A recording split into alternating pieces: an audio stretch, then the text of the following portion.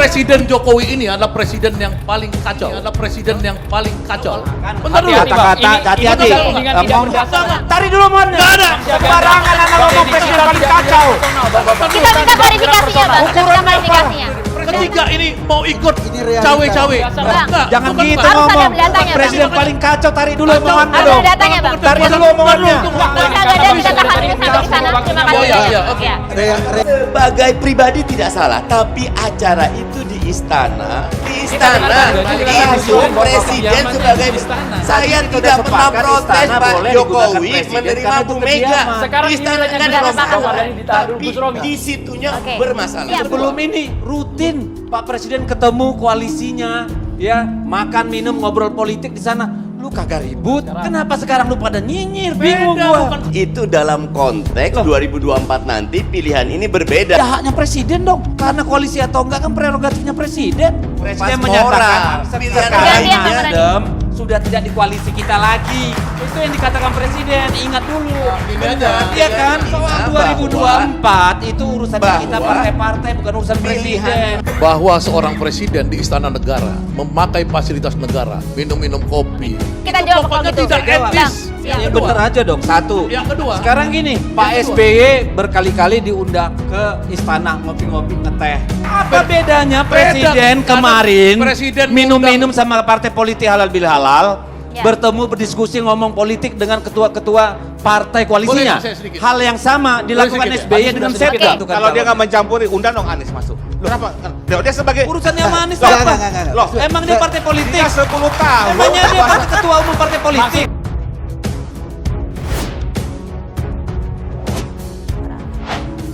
Reformasi dulu punya beberapa agenda. Sebagian sudah beres. Nah, agenda KKN, kolusi, korupsi, nepotisme, sekarang masih ada.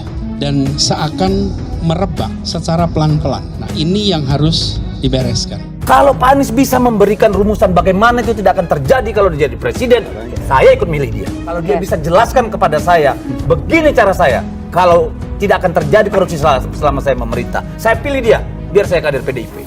Jadi kita ini jujur, jadi nggak usah sok lebih bersih dari yang lain. Disinilah hebatnya Anies. Jadi kalau dibilang tadi, adakah korupsi di DKI selama Anies, saya bilang pasti ada. Mau kita buka-bukaan, ayo kita lakukan pansus. Turun KPK, periksa kembali ulang. Kalau kita mau jujur, itu kayak kentut, ya. Kita nggak bisa raba, baunya kerasa. Bagaimana proyek dibagi-bagi, bagaimana proyek nggak selesai ditutupin. Udah deh. Di mana ada percaya di Republik ini tidak ada kasus? Coba saya tanya, jujur. Kalau ada kemauan politik bisa dibereskan. Tapi kalau tidak ada kemauan politik, sulit. Karena urusan seperti ini membutuhkan sikap yang tegas dari yang paling atas. Ikhtiar perubahan ini salah satunya adalah pemberantasan mafia, maka pemberantasan korupsi. Narasi perubahan kok koruptor, korupsinya banyak. Narasi perubahan kok koruptor, korupsinya banyak. Narasi perubahan itu kan mengesankan dirinya suci, Bang. Dirinya baik, Bang. Tapi kasus ini tentu ibarat hujan setahun, nah kena panas sehari ini.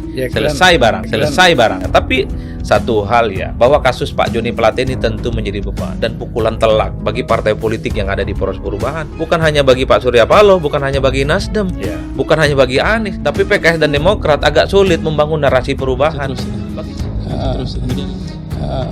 Soal bagaimana ada mafia di dalam sektor-sektor yang mempengaruhi hajat hidup orang banyak.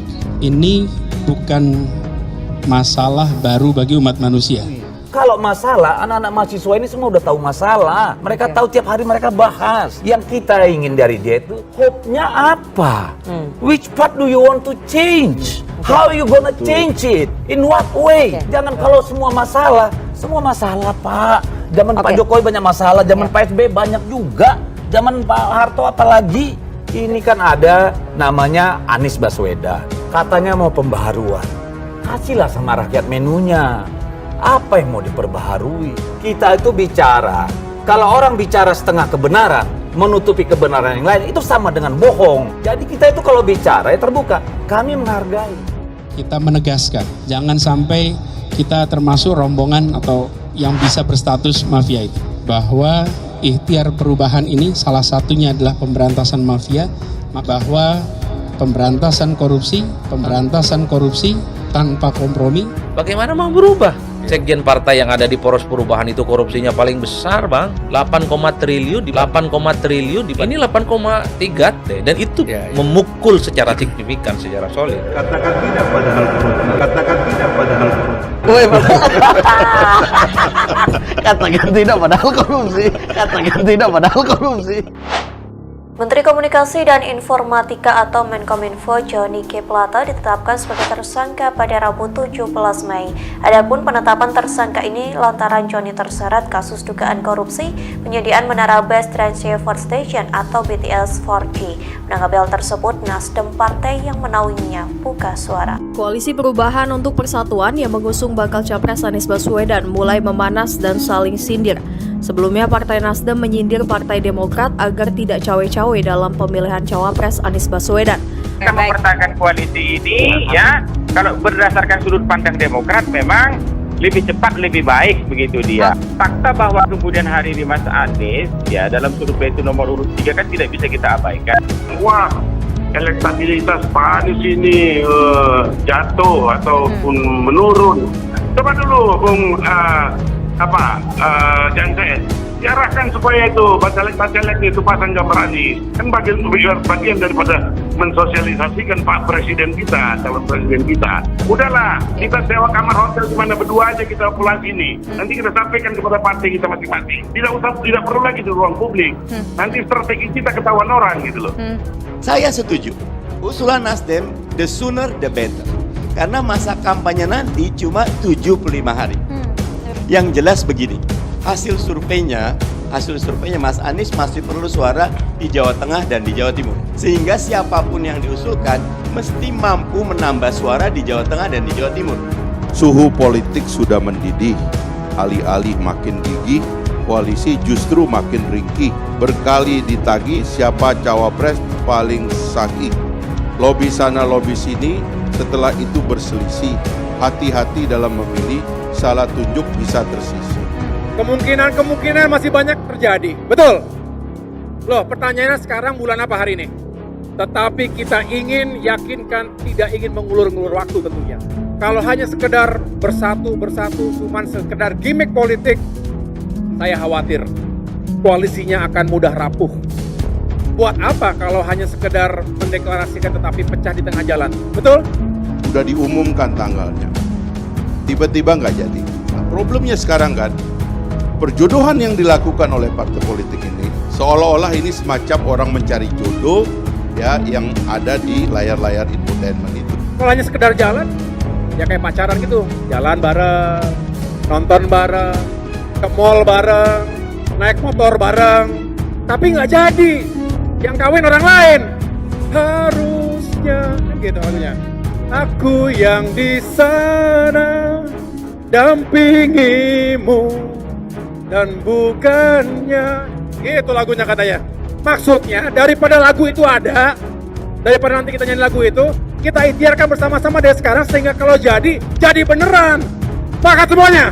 Sekarang kita nggak tahu apa hubungan, mohon maaf ya, calon A dengan partai A, partai B. Ini partainya selama 7 tahun berantem. Tiba-tiba ada datang orang satu menganggap diri sama dengan partai A, partai B. Dari mana orang kata rakyat, kamu 7 tahun berantem kok sekarang bisa akur? Kan bingung rakyatnya. Ya kan, nanti kayak artis tadi, semua orang udah dikasih tahu ternyata seminggu cerai.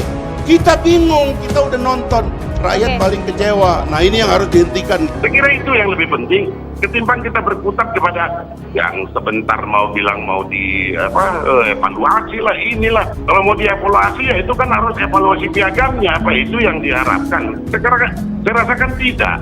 Kita ikut aja. Saya yakin Pak Anies akan mengumumkan satu nama nih. Supaya kita niatan kompak lah, nggak usah lah gitu. Kalau nanti kurang-kurang waktu mendekati, itu justru lebih bagus daripada kita yang diantisipasi. Mendingan kita mengantisipasi.